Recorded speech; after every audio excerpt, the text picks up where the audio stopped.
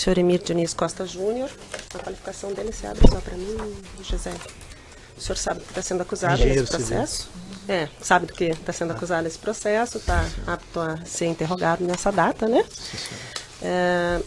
Eu vou genericamente perguntar qual que eram as atribuições do senhor na época dos fatos que são imputados, em 2010, final de 2010, começo de 2011, quais que eram as atribuições do senhor, do que o senhor sobrevivia. Bom, boa tarde, eu sou engenheiro civil, trabalho na Odebrecht desde 1985, hoje em dia não trabalho mais. Naquela época eu era responsável pelas obras de uma estação de tratamento de esgoto do projeto Aquapolo, que ficava na divisa entre São Caetano e São Paulo. Uma obra privada da empresa para fornecimento de água de reuso. Eu só tinha esquecido de alertar o senhor que o senhor tem um acordo de colaboração, né, com o Supremo, e por conta disso o senhor se comprometeu a falar a verdade sob pena de revogação do acordo, né? E o senhor trabalhava há quanto tempo na época na Odebrecht? Naquela época, de 2010 a 85, eram 25 anos. Naquela época eu tinha 25 anos de empresa. Já como engenheiro? Como engenheiro civil. Durante o mês de dezembro, segundo relatou o senhor no processo de investigação, o senhor foi chamado pelo seu superior para uma tarefa específica. Isso, na época meu superior era o engenheiro Carlos Armando Pascoal, era o diretor superintendente da região de São Paulo e Sul, e o meu escritório ficava na obra, né, ali, como eu disse, no Aquapolo, e ele me chamou no escritório central da empresa, que ficava no edifício Eldorado, em São Paulo, ali na Marginal Pinheiros.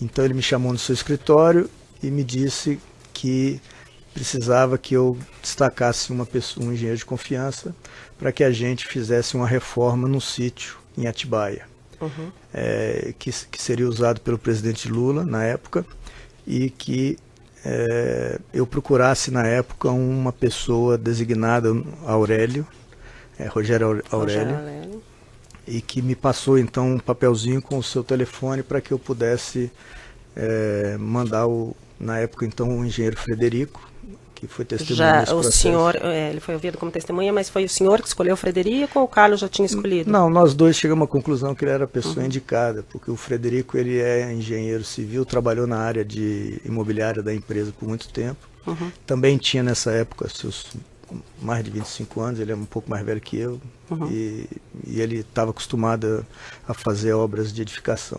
Tá. Logo a primeira vez que o senhor Carlos lhe chamou, já foi lhe dito que era uma obra num sítio para o presidente. Exatamente. Então já no primeiro contato, o senhor já sabia que a obra era para o senhor presidente à época, e dentro das atribuições que o senhor tinha até então, com 25 anos de casa, o senhor já tinha feito alguma tarefa semelhante? Não. Não? Eu comecei na empresa na área de produção, na área de obras, depois passei para a área técnica, a área de projetos, depois passei para a área de engenharia, e quando eu fui para o exterior, eu fui para o exterior em 93, comecei em 85, 93 eu fui transferido para o exterior, aí trabalhei em várias obras de estrada, de saneamento, túneis, hidrelétricas, metrô. Nunca tinha trabalhado em obras de edificação e tampouco tinha feito reformas de por favor, nem a favor de ninguém. Nem a favor de ninguém. E nesse caso específico, lhe foi pedido então para chamar um engenheiro para responder, mas o senhor ficava responsável pelo andamento? Eu era o responsável pela obra do Aquapolo. Na empresa, a hierarquia era abaixo do Carlos Armando, era eu, e o Frederico, ele era meu liderado na época. Tá.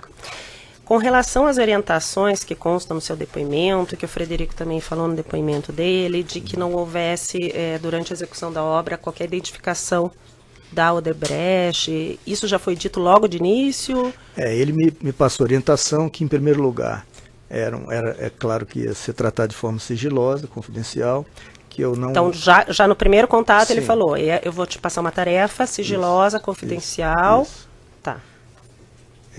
me disse, inclusive, que não usasse nenhum dinheiro da contabilidade da empresa, que eu procurasse uma pessoa, na época era Lúcia Tavares.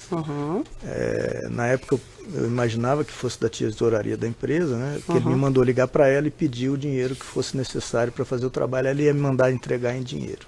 E que eu usasse só esse dinheiro em efetivo para fazer os cargos da obra. Então, e com relação à mão de obra, o que aconteceu? A gente estava numa época da obra, no final de dezembro, perto das férias. Essa obra estava de acordo com o andamento, estava bem adiantada, a gente não tinha problema. Eu ia dar, inclusive, férias coletivas no final do ano, Natal e Ano Novo. Então, eu mesmo falei para ele que a gente podia pegar um pouco de gente de confiança da obra, né? Porque ia ser muito difícil fazer essa obra posteriormente. Desculpa.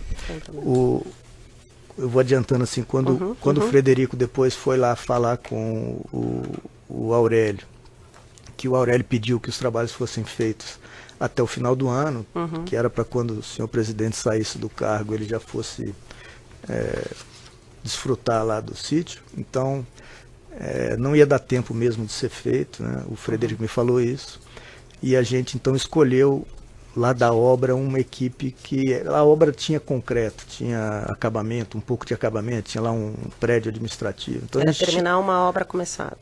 Não, eu falo assim, a obra do Aquapolo, tá. Ela tinha pedreiros, tinha carpinteiros, tinha gente de edificação, apesar de não ser uma obra de edificação.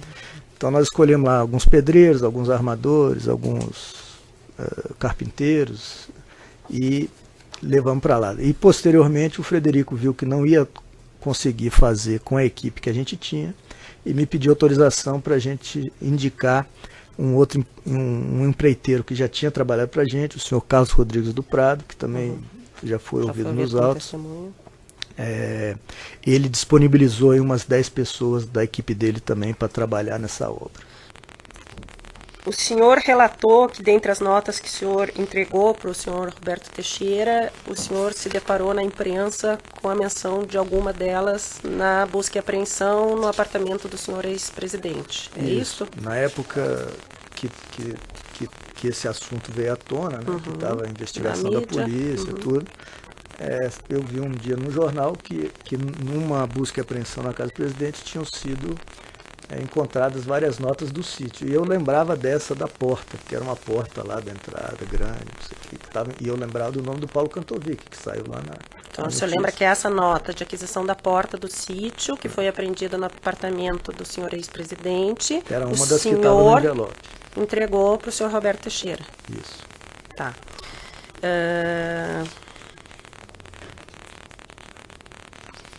Não sei se ficou mais alguma questão. Teve uma questão que eu reportei depois do meu depoimento, foi que eu encontrei nesse meu dever de colaborador, assinado com a Procuradoria, tinha o dever de apresentar provas de corroboração. Então eu lembrei que o meu motorista, como eu não enxergo, eu sempre tive motorista na empresa. Uma diferença que fizeram comigo. Como eu não posso dirigir, né? Enxergar, eu enxergo. Mas, então eu tinha um motorista. E esse motorista foi quem me levou a primeira vez no escritório do Dr. Teixeira.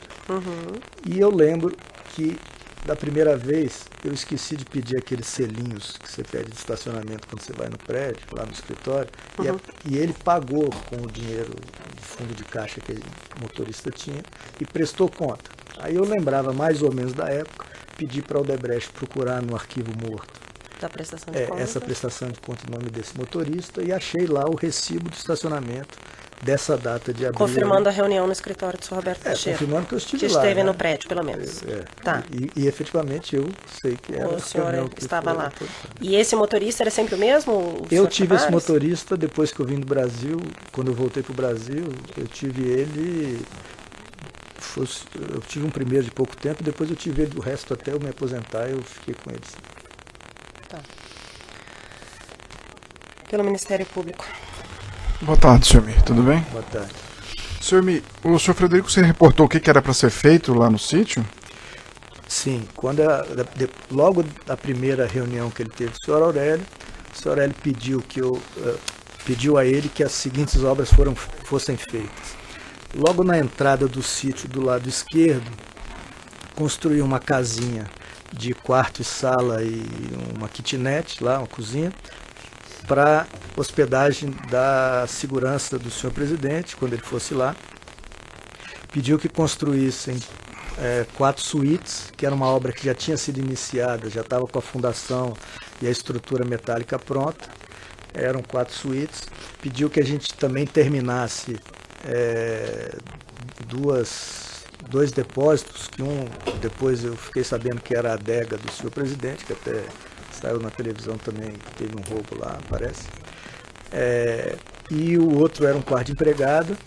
Além disso, a reforma da piscina, que estava em vazamento, tinha um vazamento lá e precisava estender um pedacinho também, ele queria que fosse maior, fazer uma parte mais rasinha.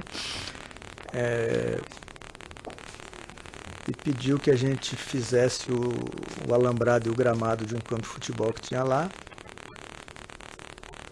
E pediu várias outras coisas que a gente não pôde fazer, que eram obras que envolviam terraplenagem. Na época de dezembro chove muito lá em São Paulo e a gente falou que não dava tempo de fazer, que era aumentar o tamanho de uns lagos que tem lá no sítio, queria que fizesse uma quadra de tênis também, que a gente não podia fazer, que quadra de saibro também não dá para fazer no inverno. Essas foram as obras que pediram que foram feitas. Eu vou pedir só para interromper para a gente começar um novo áudio, pelo tamanho.